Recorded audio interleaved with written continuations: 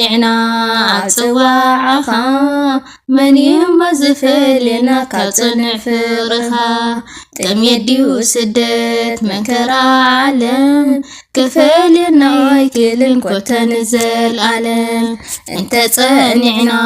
عصواعخا من يمزفلنا كصنع فرخا كم يديو سدت من كرا عالم كفل بسم السلاسة بسم آب وولد ومنفس قدوس أحد أملاك أمين بسم آب وولد ومنفس قدوس أحد أملاك أمين بسم آب وولد ومنفس قدوس أحد أملاك أمين نوام مصحف طبعاً ياس ولد سرا كذا حالفة معرف حدن كلتن ثلاثة نيرة هذدون معرف 4 قصلة كم قاعد እግዚአብሔር አምላክ معرف 4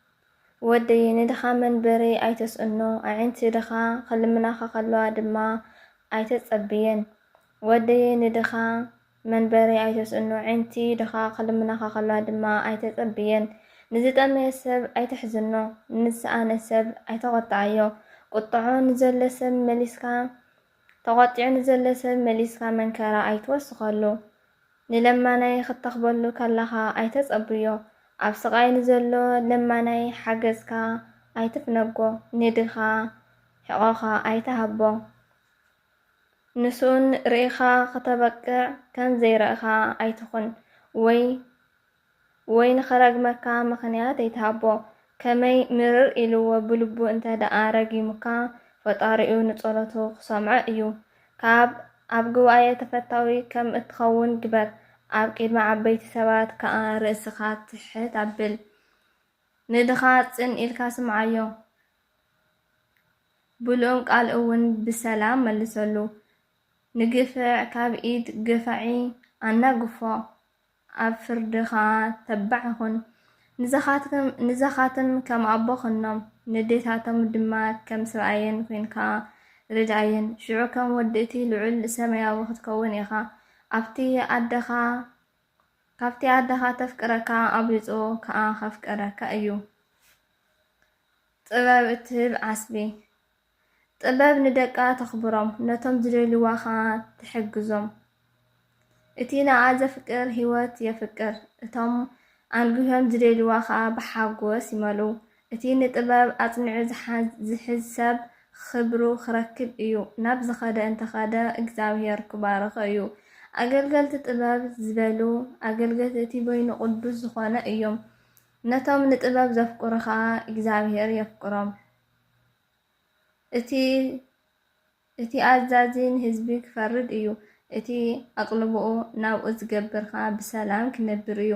እምነቱ ናብኡ እንተደኣ ገይሩ ክረኽቦ እዩ ደቂ እውን ክህብኡ ተቐቢሎም ገንዘቦም ክገብርዎ እዩ መጀመርታ ጥበብ ጥውይዋይ ብዝኾነ ጎደና ተመራሕ ፈራሓን ረዓድን እውን ተውድቐሉ ክሳብ ተኣምነኻ ስነ ስርዓት ብምኽባር ተሳቀዮ ብትእዛዛታ ዝነብር እንተደኣ ኮይኑ ብትእዛዛታ ዝነብር እንተኾነ ክትርኢ እውን ትፍትኖ ብድሕሪዚ ከይደንጎየት ናብኡ ትምለስ እሞ ተሓጉሶ ምስጢራት ከዓ ትገልጸሉ ፍልፍል እንተኾነ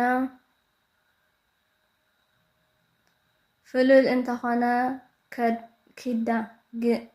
ስመስላሴ ፋል እንተኸደ ግና ተሓድጎ ናብ ጥፍኣት ክኸይድ ከዓ ጥንጢና ትገድፎ ኣብ ገዛ ርእስኻ ምእመን ንዝተዋሃበካ ግዜ ኣብ ቁም ነገር ኣውዕሎ ክፉእ ከይትገብር ገዛ ርእስኻ ሓሉ ናብ ገዛ ርእስኻ ድማ ውርደት ኣይተምጽእ ከመይ ናብ ሓጢኣት ዘመርሕ ሕፍረት ኣሎ ክብርን ሞገስን ዘምጽእ ሕፍረት ድማ ኣሎ ገዛ ርእስኻ ከይትግዳ ኣፈላላይ ኣይትግበር ውድቀት ከይስዕበካ ኣድልዎ ኣይትግበር ጥበብካ ኣይትሕባእ ኣብቲ ምሹእ ግዜ ድማ ካብ መዝራብ ስግጥ ኣይትበል ከመይ ጥበብ በዛረባ ትምህርቲ ከዓ ካብ ኣፍ ብዝወፀት ቃል እያ ዝገልጽ ኣንጻር ሓቂ ኣይትዛረብ ኩሉ ነገር ከም ዝፈልጥ ከዓ ዘክር ከይፈራሕካ ሓጢኣትካ ተናዝዝ ንወሓዚ ማይ ክትዓግቶ ኣይትፈትን ንገዛ ርእስኻ ንዓሻ ሰብ ኣይትግዛእ صلوا هزبي ريخا دما ኣይተሻሩ ምእንቲ ሓቂ ክሳዕመት እውን እንተኾነ ተጋደል እግዚአብሔር አምላኽ ባዕሉ ክዋገለልካ እዩ ኣብ ምዝራው ህውኽ ኣብ ዕይህ ሕማቕ ሸለል በሃል ኣይትኹን ኣብ ገዛ ከም ዝጓዝም አንበሳ ኣይትኹን ነገልገልትኻ ኸኣ ኣይተጠራጠሮም ዕዳኻ ኣብ ምኽፋል ድንጉይ እንተደኣ ኮንካ ንምቕባል ኢድካ ኣይትዘርግሕ ምዕራፍ 5 بهافتኻ ይትመካህ እምነትካ ኣብ ገንዘብ ኣይትግበር በሃፍትኻ ይትመካህ እምነትካ ኣብ ገንዘብ ኣይትግበር ወይ ዝኣኽል ኣለና ኣይትበል ብድፍኢትካን ብሓይልኻን ኣይትመራሕ ከም ድልየት ልብኻ እውን ኣይትኽድ ኣብ ላዕላይ ስልጣን ዘለዎ ሰብ የልቦን ኣይትበል ኣብ ላዕላይ ስልጣን ዘለዎ ሰብ የለን ኣይትበል ከምኡ እንተዳኢልካ እግዚአብሔር ብርግጽ ክቐጽዐካ እዩ እግዚአብሔር ንኾራ ደንጓይ እዩ እሞ ሓጢያት ገይረ ዝበጽሐኒ ጉዳት የብልን ኣይትበል ሕድገት ሓጢያት ክረክብ እየ ኢልካ ብምትእምማን ኣብ ልዕሊ ሓጢያት ኣይትወስኽ ምሕረት እግዚአብሔር ዓብይ እዩ ስለዚ ሓጢያት እኳ እንተ ኣብዛሕኻ ክሓድገለ እዩ ኣይትበል ከመይ መዓትን ምሕረትን ክልቲኡ ሙሱ እዩ ቁጣዕ ድማ ኣብ ርእሲ ሓጢያን ይዝዓርፍ ናብ እግዚአብሔር መምላስ ኣይትደንጉይ ሎሚ ጽባሕ እናበልካ እውን ኣይተድሕርሕር ከመይ መዓት እግዚአብሔር ብሃንደበት ክፉነ እዩ ብመዓልቲ መቕጻዕቲ ድማ ክትድምሰስ ኢኻ ብገንዘብ ሓራም ኣይትተኣማምን ብመዓልቲ ጥፍኣት ኣይጠቕመካን እዩ ቀንዕናን ገዛ ርእስኻ ምግታእን ዝነፈሰ ንፋስ ኣይውሰድካ ብኻልእ ሰባት እውን ኣይትመራሕ እቲ ክልተ ዝመልሓሱ ሓጢእ ጥራይ እዩ ዝነፈሰ ንፋስ ኣይውሰድካ ብኻልእ ሰባት እውን ኣይትመራሕ እቲ ክልተ ዝመልሓሱ ሓጢእ ጥራይ እዩ ከምኡ ዝገብር ረድኤትካ ጭቡጥ ይኹን ዝበልካዮ ቃል እውን ኣይትለውጥ ንምስማዕ ድልውክን ከይሓሰብካ ግን መልሲ ኣይትሃብ እንታይ ከም ትብል ትፈልጥ እንተኾንካ መልሲ ሃብ እቲ ክትብሎ ዘለካ ዘይፈለጥካ እንተኾንካ ግና ሱቕ በል ዘረባኻ ክብሪ ወይ ውርደት ከም ጸልካ ይኽእል እዩ ውድቀት ሰባት ሰብ ኣመልሓሲ እዩ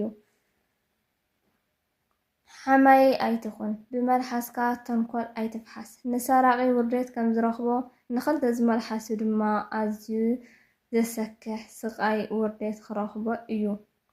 ብዓብይ ኾነ ብንእሽተይ ነገር መዕነዊ ኣይትኹን መጽሓፍ ጥበበኛ ኢያሱ ወዲ ስራሕ ምዕራፍ 6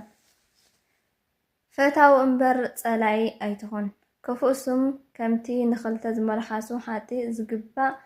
ዝግባእ ውርደትን ተግሳጽን እዩ ዘሰበልካ ብስምዒት ተደፊእኻ ንገዛእ ርእስኻ ሓፍ ኣይተብል እዚ ከም ጠላዕ ብዕራይ ኣብ ክልተ ክትርስረካ እዩ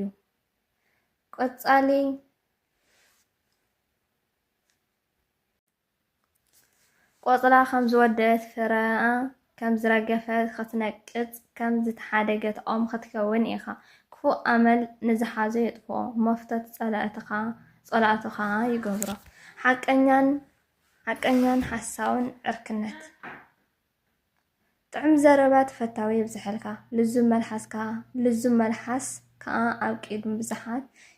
ተፈታዊ ገብረካ ምስ ብዙሓት ዕርክነት ይሃለኻ ምኽርኻ ግና ካብ ሽሕሲ ምስ ሓደ ጥራይ ይኹን ዓርክኻ ክትገብር ከለኻ ከይፈተኻ ኣይትተዓራረኽ ቀልጢፍካ ከዓ ኣይትእመኖ ከመይ ንገዛእ ርእሱ ምእንቲ ክጥዕሞ ጥራይ ዝተዓራረኽ ኣሎ ጸገም ምስ ኣጓነፈካ ግና ካባኻ ይሃድም ተሰልቢጡ ጸላኢ ዝኸውን ባሲ ከም ዘለካ